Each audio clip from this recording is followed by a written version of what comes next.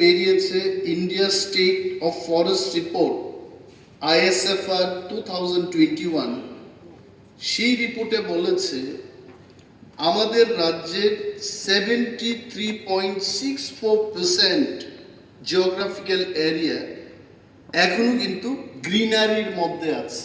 এটা কিন্তু আমাদের জন্য একটা সুখবর, এটা ভালো।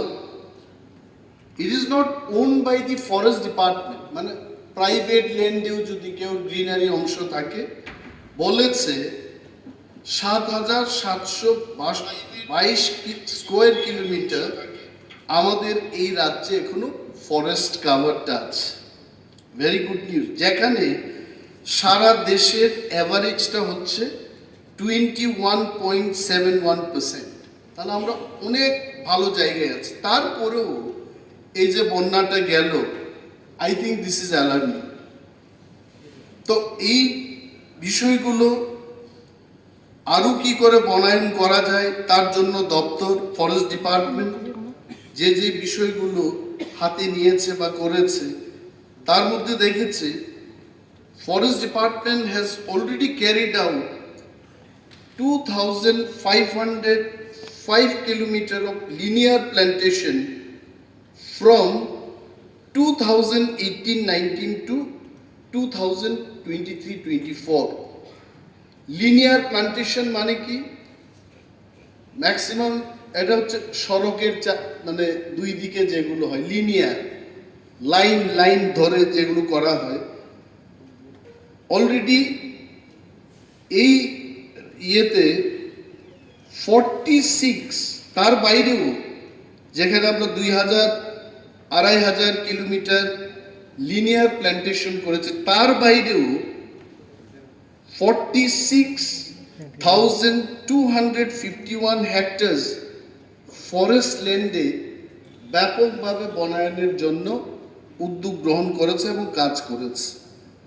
কি কি লাগিয়েছে সেখানে? ব্যাম্বু, পাইনাপেল, গন্ডকি, লেমন এবং কিছু কিছু জায়গায় আগার প্ল্যান্টেশন শুরু হয়েছে। আমি নিজে জিজ্ঞেস করেছি যে এই ব্যাম্বু লাগিয়ে কি বনায়ন করা যায়? Frankly I asked some of my officers যে বিশাল গাছ লাগালে এটা মাটিকে ধরে রাখবে, এটা আমার ধারণা ছিল। বলেছে, sir, your concept is wrong. বাঁশ যতটুকু মাটি ধরে রাখতে পারে একটা গাছ এটা পারে না। আমার তো একটু আত্মসম্মানে লেগেছে। আমি কি জিজ্ঞেস করলাম আর কি উত্তর পেলাম। আমি আবার জিজ্ঞেস করলাম, প্রশ্ন number 2, does it give more oxygen than a tree? বলছে হ্যাঁ, একটা গাছ যা অক্সিজেন দেয় তার চাইতে বেশি কিন্তু একটা বাঁশ বেশি অক্সিজেন দিয়ে থাকে। আমি বললো, এখানেও আমি ফেল হয়ে গেলাম। তাহলে এই কারণেই ত্রিপুরাতে কিন্তু এই 46,000 হেক্টরস যেখানে ফরেস্ট ল্যান্ডের মধ্যে অ্যাফরেস্টেশনের চেষ্টা হয়েছে, ব্যাম্বু চাষটাও প্রাধান্য পেয়েছে। নাও আমি বললাম আমাদের আর কি কি স্কোপ আছে, because now I am the forest minister, I have to do something. বলছে এই ইয়েতেই আমার মন্ত্রিত্ব গ্রহণের পরে আমি দেখেছি যে আমাদের রাজ্যে 3 ধরনের ফরেস্ট্রি আছে। একটা হচ্ছে ওপেন ফরেস্ট, যেখানে তেমন কিছু নেই বা আছে, কিছু গাছ টাছ আছে। আর একটা হচ্ছে মডারেটলি ডেন্সড ফরেস্ট। এটা ডেন্সড কিন্তু মডারেটলি, সাংঘাতিকভাবে না। আর একটা ক্যাটাগরি হলো হাইলি ডেন্সড ফরেস্ট। তো হাইলি ডেন্সডে তো আর গাছ টাছ লাগিয়ে লাভ নেই, সেটা লাগাবেন কোথায়? তো there are scopes only in 2 places. একটা হচ্ছে ওপেন, আর একটার মধ্যে moderately dense forest. Moderately dense forest area আমি যখন জিজ্ঞেস করলাম, 5,212 স্কোয়ার কিলোমিটার এরিয়াতে এখনো লাগানো যায়। আমি বলছি এখানে লাগাতে হবে। আর একটা ক্যাটেগরি ওপেন ফরেস্ট, সেখানে 1,863 স্কোয়ার কিলোমিটার এলাকায় সেখানে আরো বেশি করে গাছ লাগানো যাবে। নাও I have told my department that এই যে এক্সটার্নাল এইডেড প্রজেক্টগুলো আসছে, মাননীয় বিরোধী দলনেতা উনি দীর্ঘদিন ফরেস্ট মিনিস্টার ছিলেন, ওনার আইডিয়া আছে, he knows about this subject. স্ক্যাট ফার্ম প্রজেক্ট, ক্র্যাফট ল্যাব যে প্রজেক্টটা ইন্দো জার্মানের যে ক্র্যাফট ল্যাব প্রজেক্টটা হচ্ছে, এখানে আমি বললাম যে we have to take the advantage of this two external aided projects. গাছ লাগালেই হবে না, এখানে জলকেও তো ধরে রাখতে হবে। এই যে ফ্লাডটা হচ্ছে কেন হচ্ছে, সেই দিন আমি বললাম এটা শুধু যখন দপ্তরটা চালাতে হয়, then you question, you get the answer, you think and you get the answer. এই করতে করতে ইন দি লাস্ট 6 months আমার মনে হয় আমি কম্পিউটার সায়েন্স ব্যাকগ্রাউন্ডের লোক ছিলাম, এটা ভুলতে শুরু করেছি। Now I started thinking about the গাছ, শিকড়, পাতা কত প্রকার, কিভাবে এটা কি করা যায়। My thinking started going to that direction. আমি ওনাদের বললাম যে ক্যাচমেন্ট এরিয়াটা কি, এটা কেন ফ্লাড হচ্ছে। ফ্লাড হচ্ছে এটার কারণ হচ্ছে ক্যাচমেন্ট এরিয়া, যে এরিয়াটাতে গাছ থাকবে বা বিভিন্ন প্লান্টস থাকবে, এগুলো বৃষ্টির জলকে ধরে রাখার ক্ষমতা রাখে। এই ধরনের বহু ক্যাচমেন্ট এরিয়া আমাদের অন্যতম সদস্য এখানে সুদীপ রায় বর্মন মহোদয় এখানে নেই, উনি এটি বলছিলেন যে বড়মুড়া হচ্ছে হাওড়া নদীর সোর্স। মানে বড়মুড়া পাহাড়ের অনেকগুলো জায়গা, এগুলো হচ্ছে ক্যাচমেন্ট এরিয়া, এখানে গাছ কাটা হচ্ছে, then it cannot absorb the rain water. এইগুলোকে আমি ডিপার্টমেন্টকে বলেছি যে we have to be very strong with this catchment area. এটা শুধু বড়মুড়াতে না, এটা লংতরাই করতে হবে, জাম্পুই হিলসে করতে হবে, বা আথারমোড়ার অন্যান্য অংশে যেমন খোয়াই কমলপুরের দিকে আমাদের করতে হবে। এফপিইউ ফরেস্ট প্রোটেকশন ইউনিটকে আমাদের আরও শক্তিশালী করতে হবে। আমি হিসেব করে দেখেছি এটা সাধারণ মানুষ গিয়ে গার্ড দেবে না। আর আমরা অনেক সময় বলি চলুন সবাই এটাকে দায়িত্ব নিয়ে আমরা কাজ করি। লেট মি টেল ইউ, দায়িত্ব নেওয়ার ক্ষেত্রে ওই মিড নাইটে গিয়ে সেটাকে কেউ পাহারা দেবে না। আমরা যাদেরকে বেতন দিয়ে সেখানে পাহারাদার বানাবো তারাই করবে। অ্যান্ড ইন ফরেস্ট ডিপার্টমেন্ট তাদেরকে আমরা forest protection unit, forest guard থাকবে, ফরেস্টার থাকবে, রেঞ্জার থাকবে। আমি ক্যালকুলেট করে দেখেছি, after I got this private members resolution, আমি পিসিসিএফ এবং সিএফ সিসিএফদের ডেকে জিজ্ঞেস করলাম, বলুন আমাদের কতটা রেঞ্জ আছে এবং কেমন ধরনের এফপিইউ আছে। এইটাকে যদি গার্ড দিতে হয় নট লেস দেন 2 ব্যাটালিয়ন্স, অর্থাৎ প্রায় 2400 ফরেস্ট গার্ড ফরেস্টার যদি থাকে, আমাদের প্রেজেন্ট যে ফরেস্ট রিসোর্সেস, যেটা মাননীয় বিরোধী দলনেতা বলছিলেন যে যা আছে এটাকে রক্ষা করার টাকা দেওয়া হচ্ছে না, নতুন করে প্লান্টেশন, যা আছে এটাকে রক্ষা করার জন্য we need minimum 2 ব্যাটালিয়ন্স of forest protection unit. এটা না হলে কিন্তু আমি যতই চিৎকার দিয়ে বলি যে আমি 1 সেকেন্ডের জন্য টলারেট করব না। আথারমুড়া পাহাড়ে এখন তো পাওয়ার শ নিয়ে ছাই করে 1 মিনিটের মধ্যে বড় বড় গাছ কেটে ফেলছে, এগুলো বন্ধ করা যাবে না। নাও আমি তবু ডিপার্টমেন্টকে বলেছি এই যে জল ধরে রাখার জন্য অলরেডি আমার আসার আগে 1700 চেক ড্যাম তৈরি হয়ে গেছে, 1700, এবং এই বন্যায় almost 500 check dams flush out, নেই কিচ্ছু, ফিনিশড। তো আমাদের পরিকল্পনা ছিল ওয়ার্ল্ড ব্যাংক এলিমেন্ট প্রজেক্ট দিয়ে আমরা মিনিমাম ত্রিপুরা রাজ্যে আরও 1200 চেক ড্যাম তৈরি করব।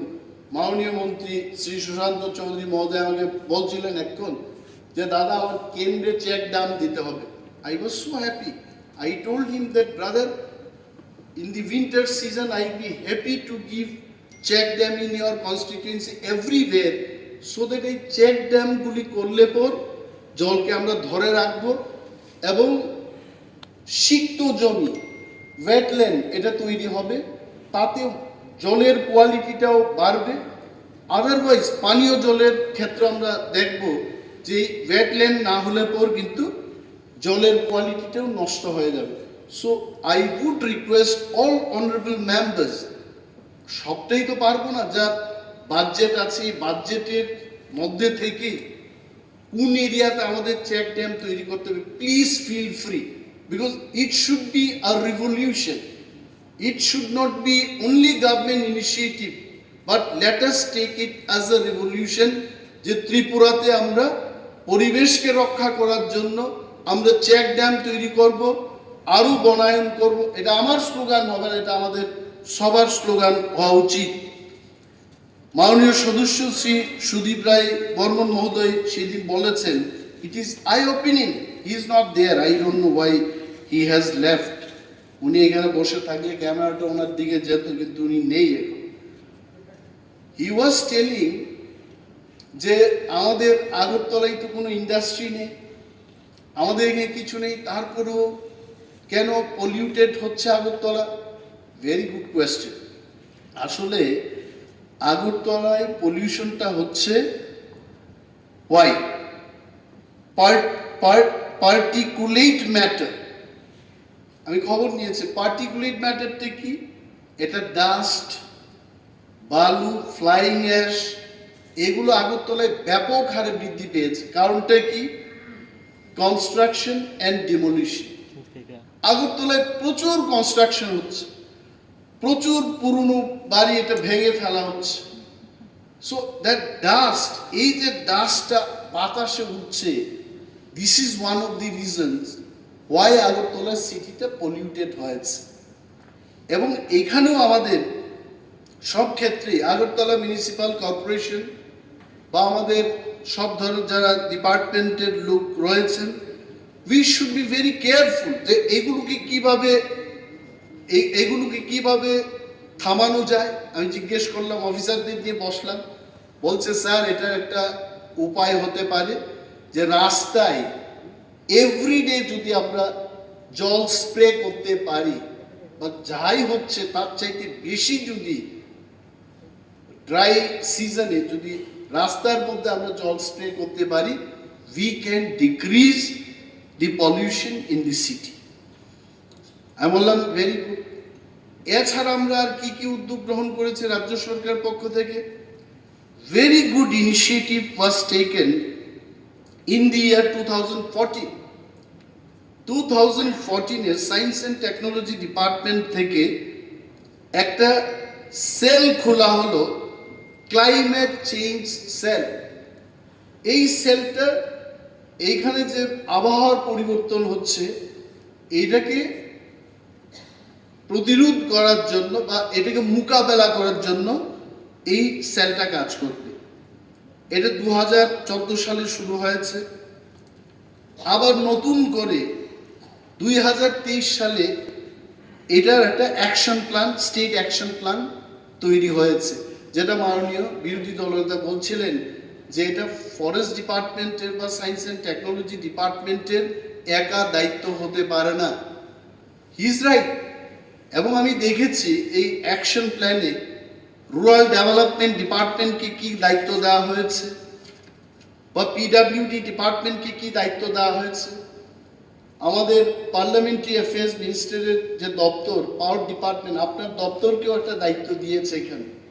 দেখুন, পিডাব্লিউডি অ্যান্ড আরএনবি এই দপ্তরকে ওই যে state action plan climate change 2.0 এই অ্যাকশন প্ল্যানে তাদেরকে একটা দায়িত্ব দিয়েছে, implementation of rain water harvesting, ground water recharge and implanting rooftop solar panel, এটা দিয়েছে।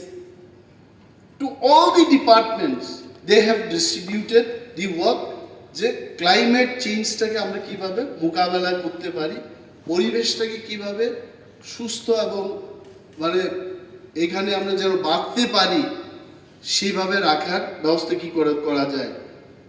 আরও একটা উদাহরণ দেব, এখানে ফিশারিতে একটা দায়িত্ব দিয়েছে, ranching of fish seed in natural and open water bodies, 1000 hectare per year fishery দপ্তর এই কাজটা নেবে। ভারতবর্ষের প্রধানমন্ত্রীর একটা যোজনা আছে এখানে, প্রধানমন্ত্রী মৎস্য সম্পদ যোজনা। এই যোজনায় 1000 হেক্টর পার ইয়ার পরিবেশকে রক্ষা করে কিভাবে আমরা এগিয়ে যেতে পারি তার লক্ষ্যে এই কাজটা হাতে নেওয়া হয়েছে। So we are going like this.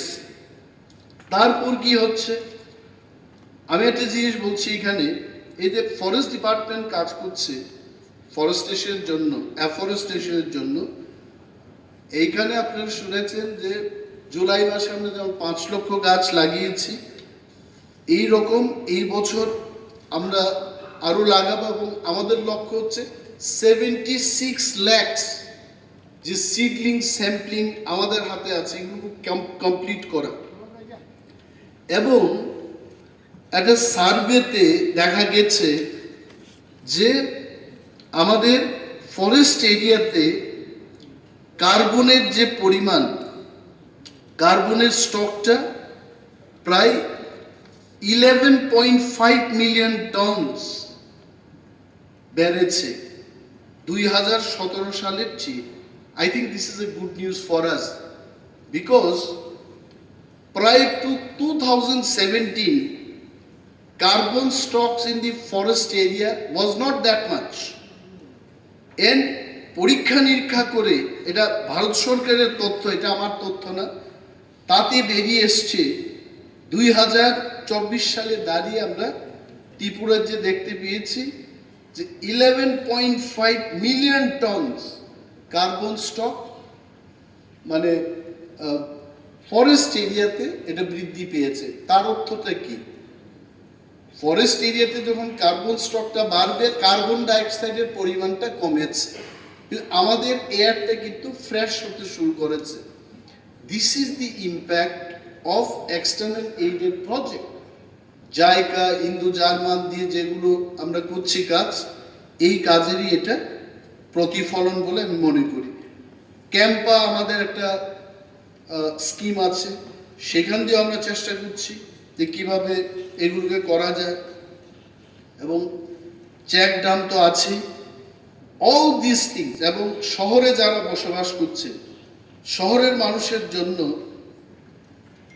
Urban forestry দিয়ে নগর বন এটা করা হয়েছে, উদয়পুরে করা হয়েছে, ধর্মনগরে করা হয়েছে, কুমারঘাটে করা হয়েছে, তেলিয়ামুড়ায় হয়েছে, এইভাবে অনেকখানি করা হবে। আমি জানি সেখানে আমাদের চা খেতে হবে, একটা সুযোগ পেলাম বলে বললাম, আসলে চায়ের কথা আমি ভুলে গেছি। ঠিক আছে, আমি আর বলবো না, আরো অনেক বলার আছে, আরো বাংলাতেও লেখা আছে, এটা আমি আর দেখবো না। পরিষদীয় মন্ত্রী বলছেন হয়ে গেছে, মানে ঠিক আছে। এবং বিজ্ঞান এবং প্রযুক্তি দপ্তর আমরা লিড নেব, ফরেস্ট দপ্তর আমরা লিড নেব, রাজ্যের সমস্ত দপ্তর, মাননীয় মন্ত্রী মহোদয়গণ, বিধায়কগণ, বিধায়িকাগণ, আমরা সবাই মিলে পরিবেশকে রক্ষা করব। এবং আমাদের গভর্নমেন্ট চিফ হুইপের যে বক্তব্য এবং ওনার প্রাইভেট মেম্বার্স রেজলিউশন, এটা সবাই সমর্থন করবেন, এই আশা রেখে আমি আমার আলোচনা শেষ করছি। জয় হিন্দ। এখন আমি বাংলাদেশ সদস্য তথা সরকারের মুখ্য সচেতক শ্রীমতী কল্যাণ। একটা মিনিট স্পিকার স্যার, ওই যেটা বাঁশ যে লাগানোর বলছিলেন, পূর্বতন সরকারের মতো কাটা বাঁশ লাগাইয়া বাঁশ দিয়ে না। আমার এলাকাতে এবং বিভিন্ন জায়গায় যে অবস্থা, বান্দর দুগলে বান্দর শেষ, সব শেষ। ঠিক আছে, ঠিক আছে। এটাকে কিভাবে কেটে আবার করবে, এটা সমস্যা হয়ে গেছে, খেতে নদীতে ছড়াতে শেষ। ঠিক আছে, আমি মাননীয় সদস্য তথা সরকারের মুখ্য সচেতক শ্রীমতী কল্যাণী সাহারা কর্তৃক উত্থাপিত বলে দিচ্ছি। রেজলিউশনটি হল ত্রিপুরা বিধানসভা প্রস্তাব করিতেছে যে রাজ্যে প্রাকৃতিক ভারসাম্য রক্ষায় আরও অধিক সংখ্যক বনায়ন ও জলভূমির সৃষ্টির জন্য রাজ্য সরকারের সংশ্লিষ্ট দপ্তরগুলোর সহায়তায় বিজ্ঞান প্রযুক্তি ও পরিবেশ দপ্তর সর্বাত্মক উদ্যোগ গ্রহণ করুন। যারা প্রস্তাবের পক্ষে আছেন তো হা বলবেন, যারা বিপক্ষে আছেন তারা না বলবেন। যেহেতু না বলার কেউ নেই, তাই মনে করি প্রস্তাবটি সর্বসম্মতিক্রমে সভা কর্তৃক গৃহীত হইল। এখন মাননীয় মুখ্যমন্ত্রী মহোদয়, আপনার সমস্ত কিছু জবাবী ভাষণ। এটার উপরে আর কিছু বলবেন, এটা তো হয়ে গেল। এটা না, উনি স্টেটমেন্ট দেবে হ্যাঁ। এবং কিছু ঘোষণা দেবে। ঘোষণা না, ওকে। মাননীয় মুখ্যমন্ত্রী মহোদয়। মাননীয় অধ্যক্ষ মহোদয়, আমি আপনারা জানেন যে গত দুদিন আগে আমি দিল্লিতে গিয়েছিলাম এবং আমি জানি যে আমাদের অধিবেশন হবে, কিন্তু কিছু করার নেই। যে কারণে গেছি পরবর্তী সময়ে নিশ্চয়ই আপনারা শুনেছেন এবং সেটা যেতেই হবে। তো আমি গতকাল যখন এখানে এসে পৌঁছেছি, মাননীয় বিধায়ক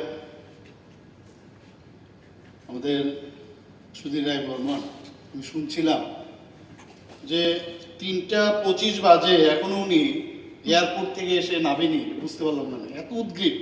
আমার প্রেজেন্স নিয়ে হি ওয়াজ ওয়েটিং ফর মি।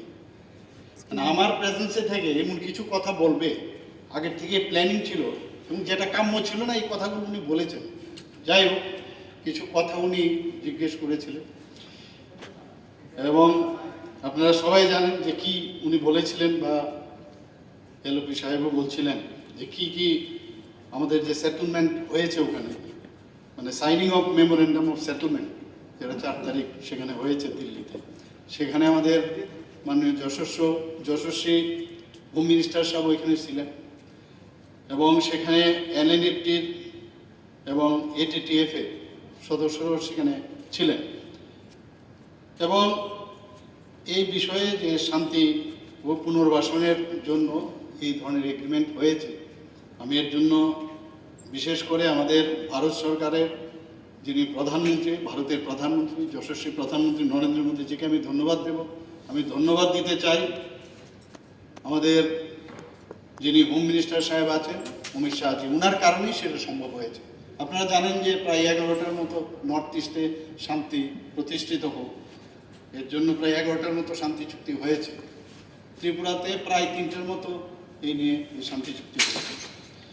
এটার যেসব এখানে মেইন উদ্দেশ্য, সেটা হলো যেসব বিচ্ছিন্নতাবাদ, যে ধরনের উগ্রতাবাদ, আর্মস নিয়ে যে ধরনের ঘটনা হতো, সেটাকে বন্ধ করা। এবং এখানে কি উদ্দেশ্য, সেটা হচ্ছে কি কি ক্রাইটেরিয়া রাখা হয়েছে, যে সংগঠনগুলোকে ভেঙে দিতে হবে এবং ভারতীয় আইন মেনে চলতে সম্মত হয়েছে যারা এনএলএফ এবং এটিটিএফের যারা সদস্যরা ছিলেন এবং সেখানে সেটা সাইন হয়েছে। আর কি আছে, অস্ত্র সমর্পণ করতে হবে। উভয় গোষ্ঠী সমস্ত অস্ত্র সমর্পণ করবে এবং সেটা চুক্তি স্বাক্ষরের পরে যদি অস্ত্র রাখা হয় সেটা অবৈধ বলে বিবেচিত হবে। পুনর্বাসন প্রক্রিয়া কি হবে বলা হয়েছে, এখানেও ক্লিয়ার কাট বলা হয়েছে। একটি স্ক্রিনিং কমিটি দলগুলোর জমা দেওয়ার যে ক্যাডারদের তালিকা যাচাই করবে ওই স্ক্রিনিং কমিটি এবং ওই স্ক্রিনিংয়ের পরে যারা মানে সত্যিকারের সদস্য, তাদেরকে পুনর্বাসনের সুবিধা ওনারা থাকবে। স্ক্রিনিং কমিটি করার পরে সেটা ডিসিশন। পুনর্বাসন শিবিরে যাচাইকৃত যারা ক্যাডাররা 3 বছর পর্যন্ত পুনর্বাসনের শিবিরে থাকবে, যেখানে বিভিন্ন ওনাদের স্কিল ডেভেলপমেন্টের কাজ করবে, সেলাই, কৃষিকাজ ইত্যাদি বিভিন্ন ধরনের সেই দক্ষতা বৃত্তিমূলক প্রশিক্ষণ দেওয়া হবে। আর্থিক সহায়তার বিষয় যেটা হচ্ছে, প্রতিটি যাচাইকৃত ক্যাডার প্রাথমিকভাবে 4 লক্ষ টাকা পাবেন, যা তারা 3 বছর পর সেটা উঠাতে পারবেন, কিন্তু প্রোভাইডেড তাদের যে কাজকর্ম, তাদের আচরণ, সেগুলো দেখার পরে সেটা তারা উইথড্র করতে পারবে। কর্মসংস্থানের সুযোগ, বৃত্তিমূলক প্রশিক্ষণ, যেটা আমি একটু আগে বললাম, সরকারি নিয়োগ অভিযান এবং স্বকর্মসংস্থান কর্মসূচিতে সম্ভাব্য অংশগ্রহণের মাধ্যমে কর্মসংস্থানের ক্যাডারদের সহায়তা। স্টাইপেন্ড প্রভিশনে বলা হয়েছে ক্যাডাররা মাসিক 3 বছরের জন্য 6,000 টাকা করে পাবে, যা ক্যাম্পে তাদের থাকার খরচ বহন করবে। সরকারি প্রকল্প, সরকার কৃষি, মৎস্য চাষ এবং জৈব চাষের মতো বিভিন্ন কর্মসংস্থান ও উন্নয়ন প্রকল্পের আওতায় ক্যাডারদের অন্তর্ভুক্ত করার চেষ্টা করবে। ক্যাডারদের মধ্যে জমি বরাদ্দের বিষয়টিও যোগ্যতা দেখে সেটা খতিয়ে দেখা হবে। সম্মতি ও অগ্রগতি নিশ্চিত করতে ভারত সরকার, ত্রিপুরা এবং এনএলএফটি, এটিটিএফ এর প্রতিনিধিদের নিয়ে একটি ত্রিপাক্ষিক কমিটি এই চুক্তি বাস্তবায়নের দিকে যাবে এবং তার তদারকি করবে। বিশেষ অর্থনৈতিক উন্নয়ন প্যাকেজ, ভারত সরকার 250 কোটি টাকার একটি বিশেষ অর্থনৈতিক উন্নয়ন প্যাকেজ অনুমোদনের কথা বিবেচনা করেছেন। রাজ্য সরকার ত্রিপুরার উপজাতি জনগণের সার্বিক উন্নয়নের জন্য এই 250 কোটি টাকার প্রকল্প রূপায়ণ করবে। প্রধানমন্ত্রী আবাস যোজনার আওতায় আবাসনের যে সুবিধাগুলো, PMAY এর প্রকল্পে আওতায় আবাসন সুবিধা রাজ্য সরকার ক্যাডারদের জন্য বিবেচনা করতে পারে। এই প্রকল্পের আওতায় যোগ্যতার মানদণ্ড এই মোটামুটি আছে। এর মধ্যে কিছু হয়তো এডিশন অল্টারেশনও থাকতে পারে, কিন্তু মোটামুটি আমার কাছে এখন যেটা আছে আমি সেই তথ্যটা, যেহেতু বলা হয়েছে যে ওখানে গিয়ে কি মানে এগ্রিমেন্ট হয়েছে, সেই বিষয়টা আপনাদের সামনে রাখলাম। দ্বিতীয় হচ্ছে যে মাননীয় বিধায়ক কুবুদ্রিবের সাথে বারবার জিজ্ঞেস করছিলেন, ওখানে যে আপনি গেলেন কি নিয়ে এসছেন মানে কুবুদ্রিব।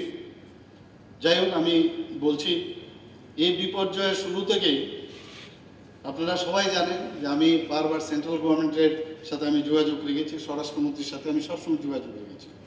যখন এই ভারী বৃষ্টিপাত এখানে শুরু হলো, বন্যা চারিদিকে, তখন কিন্তু আমি কন্টিনিউয়াস কাজ করে গেছি। আমি এবং আমার সরকার এবং আমাদের ক্যাবিনেট মিনিস্টার থেকে আরম্ভ করে সমস্ত যারা জনপ্রতিনিধিরা আছে, আপনারাও কাজ করেছেন, সবাই মিলে কিন্তু আমরা উদ্গ্রীব ছিলাম। এবং স্বরাষ্ট্রমন্ত্রীজির সাথে যখন কথা বললাম, আপনারা সবাই জানেন যে NDRF-এর 8টি অতিরিক্ত দল উনি পাঠিয়েছেন ত্রাণ এবং উদ্ধার অভিযানের জন্য। আমাদের খুবই সেটা কাজে এসছে। শুধু তাই নয়, 3টি হেলিকপ্টার দিয়েছিল। বহু জায়গায় আমাদের যাওয়ার অসুবিধা ছিল, সেখানে NDRF দল, তারপর যারা বাস্তুচ্যুত বন্যায় যারা ক্ষতিগ্রস্ত তাদের খাবারের প্যাকেট এয়ারলিফটিং করে সেখানে তার ব্যবহার করা হয়েছিল। MHA রাজ্যকে SDRF-এর অধীনে 40 কোটি টাকা অগ্রিম অলরেডি দিয়েছে, সেটাও আপনারা জানেন। ভারত সরকার ইন্ট্রা সার্কেল রোমিং অর্থাৎ ICR, যখন চারিদিকে এই বন্যা হচ্ছিল, অনেক জায়গায় মোবাইলে কথা বলতে পারছিল না, এর জন্য ভারত সরকার ইন্ট্রা সার্কেল রোমিং সুবিধা চালু করেছে, যাতে যে কোনো মোবাইল গ্রাহক যোগাযোগের জন্য যে নেটওয়ার্কটা সেখানে অ্যাভেলেবল সেটার মধ্যে যেন ব্যবহার করতে পারে। এতে করে আমাদের যোগাযোগ স্থাপন সুবিধা হয়েছে, মানুষকে ত্রাণ উদ্ধার কার্যক্রম প্রদানে সহায়তা করেছে। পরবর্তীকালে স্বরাষ্ট্র মন্ত্রণালয় একটি অগ্রিম মন্ত্রণালয় কেন্দ্রীয় দল অর্থাৎ IMCT পাঠানো হয়েছিল, আপনারা জানেন। আমার সাথে ওনারা কথা বলেছেন এবং বন্যার কারণে ক্ষয়ক্ষতি এবং ক্ষয়ক্ষতির ঘটনাস্থলে মূল্যায়নের জন্য দলটি 28 থেকে 31 অগস্ট 2024-এ বিভিন্ন জায়গায়, রাজ্যের বিভিন্ন জায়গায় ওরা পরিদর্শন করেছে এবং তারা বিশেষ করে 4টি জেলা, যেমন দক্ষিণ ত্রিপুরা, গোমতী, সিপাহীজলা এবং খোয়াই জেলা পরিদর্শন করেন এবং নিজেরাই ক্ষয়ক্ষতি দেখেছেন। আমরা ভিডিও দেখিয়েছি, বিভিন্ন যেসব আমাদের ফটো ছিল সেই ফটোগ্রাফগুলো ওনাদের কাছে আমরা দেখিয়েছি এবং পুরো ওনাদের আমাদের যারা আধিকারিকরা আছেন ওনাদেরকে দিয়েছেন এবং পরবর্তী সময় কি পদক্ষেপ, রাজ্যের ক্ষয়ক্ষতি কি হলো সেই বিষয় নিয়ে আলোচনা হয়েছে। যেহেতু 4ই সেপ্টেম্বর আমি নয়াদিল্লি গিয়েছিলাম, আপনারা জানেন, এই বিষয়ে, কিন্তু তারপরেও আমি স্বরাষ্ট্রমন্ত্রীজিকে আমি বললাম যে আপনার সাথে আমি দেখা করতে চাই এবং সেখানে গিয়ে ওনাকে আমি সমস্ত বিবরণ যে কি এখানে ক্ষতি হয়েছে, আপনারা জানেন যে প্রায় 15,000 কোটি টাকা, আমরা যখন সর্বদলীয় বৈঠক করি একটা আন্দাজ, এবং আমি বলেছি আরও বেশিও হতে পারে। তো এখন পর্যন্ত যে আমাদের কাছে যে হিসাবটা এসছে তাতে করে দেখা যায় 14,247 কোটি টাকার ক্ষয়ক্ষতি। সেটা আমি ওনার কাছে আমি দিয়ে এসেছি। তো সেই উনি বলেছেন যে যা যা দরকার আমি আপনাদেরকে সাহায্য করবো, কোনো অসুবিধা নেই। এবং এখানে কতগুলো বিষয় আছে যেগুলো ফরম্যাট, যেটা ফার্স্ট যে টিম এসছে সে ফার্স্ট টিমের পরে আরেকটা টিম কিন্তু এখানে আসবে, ফাইনাল একটা টিম, এবং ফরম্যাটের মাধ্যমে সেগুলো ফিল আপ করলে তারপরে কিন্তু এই বিষয়টা আসবে। কিন্তু আমরা এখানে বসে থাকি না যে দিল্লির থেকে কবে আসবে, 40 কোটি টাকা দিয়েছে, কিন্তু আমাদের বাজেট থেকে, আমাদের ত্রিপুরা সরকারের থেকে আমরা কিন্তু কন্টিনিউয়াস ত্রাণ সামগ্রী যা যা ক্ষয়ক্ষতির এগুলো কিন্তু আমরা করে যাচ্ছি। সমস্ত দপ্তরের জেলা ও মহকুমা স্তরের আধিকারিকরা ক্ষেত্র পর্যায়ে প্রকৃত ক্ষয়ক্ষতি নিরূপণ করছেন। মূল্যায়নের পরে তারা ভারত সরকারের এই যেটা আমি বললাম, manual on administration of SDRF, state disaster response fund and NDRF, national disaster response fund অনুসারে নির্ধারিত ফরম্যাটে যে ক্ষতি যে হয়েছে তার রিপোর্ট জমা দিতে হবে। এর জন্য আরেকটা টিম আসবে, উনি বলেছেন যে আমি আরেকটা টিম আমি পাঠাবো, এবং সেটাই ফাইনাল করবে, এবং সেই ফরম্যাটে আমরা সব ফিল আপ করে দিলে তারপরে হবে। তো এই প্রতিবেদনগুলি যখন কেন্দ্রীয় সরকার কাছে যাবে তখনই ওনারা এই আর্থিক যে সহায়তা তার বিবেচনা ওনারা করবেন। এমএচএ আবার ইন্টার মিনিস্ট্রিয়াল সেন্ট্রাল টিম, যেটা আমি বললাম, অন স্পট অ্যাসেসমেন্টের জন্য পাঠাবে, এবং সেখানে এই ওনারা দেখবেন, দেখে সেটা আমরা আবার বলছি যে আমরা কিন্তু, কারণ এইরকম দুর্যোগপূর্ণ অবস্থা তো আমাদের ত্রিপুরাতে আমার জানা নেই যে এরকম হয়েছে, সবাই জানে, আমরা সবাই এর জন্য উদ্বিগ্ন, এবং আমরা চেষ্টা করছি যে কিভাবে এর থেকে আমরা বেরিয়ে আসতে পারি। তাই আজকে বেশি কিছু বলার কিছু নেই। এখানে আমি দেখেছি 3 দিনের যে আজকের এই অধিবেশন, যারা যারা পার্টিসিপেশন করেছেন খুব ভালো কথাবার্তা হয়েছে, ভালো বক্তব্য রেখেছেন, আমি সবাইকে আমি ধন্যবাদ দেব। আমি একটা ঘোষণা দিতে চাই, এখানে রাজ্যের বিভিন্ন সেক্টর জুড়ে সাম্প্রদায়িক বন্যার যে সৃষ্ট যে ক্ষয়ক্ষতি, সেটার যে তীব্রতা তাকে মাথায় রেখে আমি আর্থিক প্যাকেজ কিছু ঘোষণা করতে চাই। ডিপার্টমেন্ট ওয়াইজ আমি সেটা বলছি। একটা হচ্ছে খাদ্য ও জনসংবরণ 70 কোটি টাকা, পরবর্তী 2 মাসের জন্য প্রতি মাসে রেশন কার্ড প্রতি 10 কেজি অতিরিক্ত চাল প্রদান করা। এটি রাজ্যের প্রায় 9.8 লক্ষ রেশন কার্ডধারী জনগণ উপকৃত হবেন। এই যে 70 কোটি টাকা আমি বললাম, এটা খাদ্য ও জনসংবরণ। কৃষিতে 15 কোটি, এটাতে কি খারিফ ও রবি শস্য উৎপাদনের জন্য বীজ এবং সার প্রদান এবং অন্যান্য কৃষি সহায়তার জন্য আর্থিক সহায়তা প্রদান করা। হর্টিকালচারে 4 কোটি আমরা এটা রেখেছি। শীতকালীন শাকসবজি ও ফুল চাষ, পাম, বরজ মেরামত, তাছাড়া সার জাতীয় উপকরণ ও ক্ষতিগ্রস্ত জমি থেকে পলি, অনেক জায়গায় পলি জমে গেছে, আপনারা সবাই জানি যে সিল্ট সাংঘাতিকভাবে ক্ষতি করেছে, সেই অপসারণের জন্য আর্থিক সহায়তা প্রদান করা। হর্টিকালচারে 5 কোটি রাখা হয়েছে। মৎস্যতে 10 করোড় আমরা রেখেছি।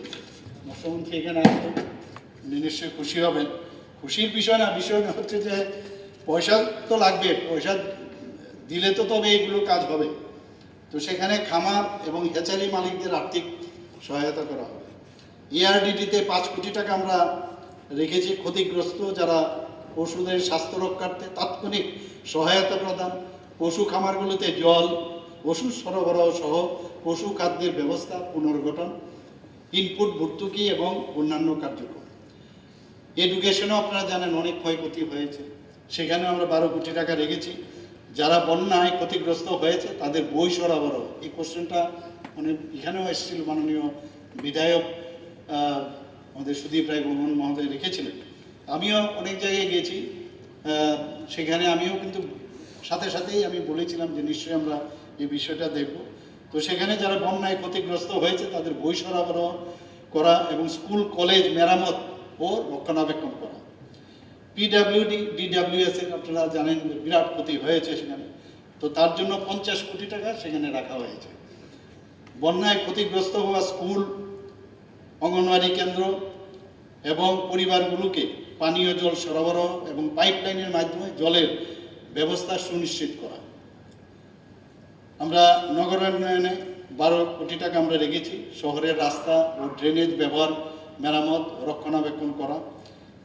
গ্রাম উন্নয়নে আমরা 40 কোটি টাকা রেখেছি, গ্রামীণ রাস্তা, ড্রেন এবং অফিস ভবনের মেরামত ও রক্ষণাবেক্ষণ করা। স্বাস্থ্যে তো অনেক ক্ষতি হয়েছে, তো স্বাস্থ্য বিভাগে আমরা 10 কোটি টাকা রেখেছি, যেখানে জীবাণুমুক্ত ডায়রিয়ার প্রতিরোধে 2000 ব্যাগ ব্লিচিং পাউডার, যেটা আপনার নিশ্চয়ই মনে আছে আমরা যখন সর্বদলীয় বৈঠক করি কথাটা এসেছিল, সেখানে 2000 ব্যাগ ব্লিচিং পাউডার, 2 লক্ষ ওআরএস প্যাকেট, 20 লক্ষ হ্যালোজেন ট্যাবলেট, 10 লক্ষ জিঙ্ক ট্যাবলেট, জ্বরের ওষুধ এবং চর্মরোগের ওষুধ ক্রয় করা। পিডাব্লিউডি ডাব্লিউআরএ সেখানে 35 কোটি টাকা রাখা হয়েছে। বাঁধ, চ্যানেল, প্রধান প্রকল্পগুলির সংস্কার, মেরামত, রক্ষণাবেক্ষণ করা। বিদ্যুতে আমাদের বিদ্যুৎ মন্ত্রী এখানে আছেন, 100 কোটি টাকা রাখা হয়েছে। ডিভাস্টেটিং কন্ডিশন চারিদিকে, 100 কোটি টাকা রাখা হয়েছে। বিদ্যুৎ পরিবাহী লাইন, ট্রান্সফরমার, কন্ডাক্টর, তার এবং আনুষঙ্গিক সামগ্রীর দ্রুত পুনরুদ্ধার, সংস্কার এবং রক্ষণাবেক্ষণের কাজ গ্রহণ করা। পিডাব্লিউডি আরএনবি 200 কোটি টাকা রাখা হয়েছে, সেখানে বন্যায় ক্ষতিগ্রস্ত রাস্তা এবং ড্রেনের পুনর্নির্মাণ, সংস্কার ও রক্ষণাবেক্ষণের কাজ করা। অর্থাৎ টোটাল এখানে 564 কোটি টাকা আমরা এখানে আপাতত সেটা আমরা রেখেছি। এই ঘোষণা আমি এই হাউজের মধ্যে আমি দিতে চাই, বিধানসভায় আমি দিতে চাই। সবাইকে অসংখ্য ধন্যবাদ, নমস্কার। মাননীয় ফোন করেছিলাম যে আগের অধিবেশনগুলোতে দুটির ঘোষণা, তার স্ট্যাটাস কি? মাননীয় মন্ত্রী নোট করেছিলেন, নোট করেছিলেন। তারপর যেটা শান্তি চুক্তি হলো, অবশ্যই এতে পার্মানেন্ট পিস, ট্রাঙ্কুইলিটি হবে, এটা আমরা আশা রাখবো। তো এখানে কতজন স্ক্রিনিং কমিটি হবে ঠিক আছে, কিন্তু তারপরেও কতজনের সাথে, এদের সাথে যারা এই মানে রিটার্ন করছে,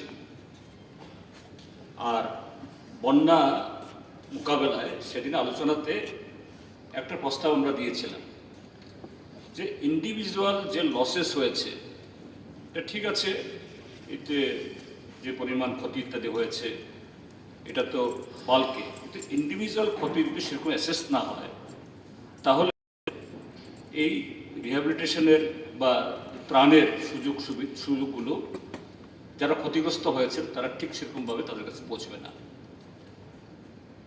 এটা সেদিন মাননীয় পরিষদের মন্ত্রী বলেছিলেন, আমরা আলোচনা করব মুখ্যমন্ত্রী এলে।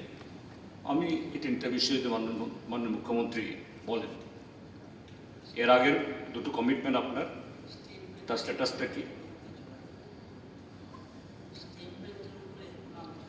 স্টেটমেন্ট দিয়েছেন তো ঠিকই তো আছে। আমার মনে হয় জিতেনবাবু, আপনার আপনার আপনার কমিশনের স্টেটমেন্ট আর প্রয়োজন নেই, সব এগুলো মোটামুটি। মাননীয় সদস্যগণ, আজ ত্রয়োদশ বিধানসভার ৫ম অধিবেশনের শেষ দিন।